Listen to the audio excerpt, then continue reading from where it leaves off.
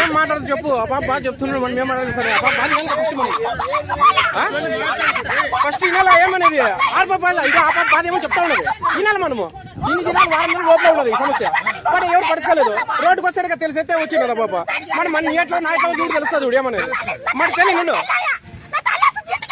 పెళ్ళి చేసుకున్నా చెప్పినాడు ఈ పాప కూడా.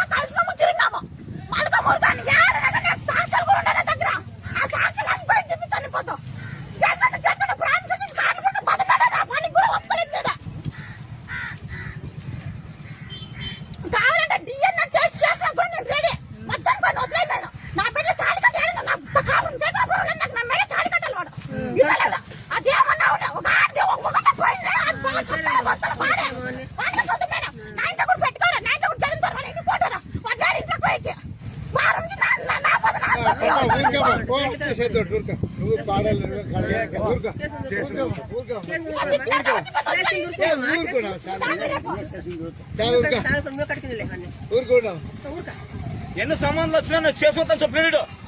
నేను చేసుకుంటాను ఆయన పెళ్ళి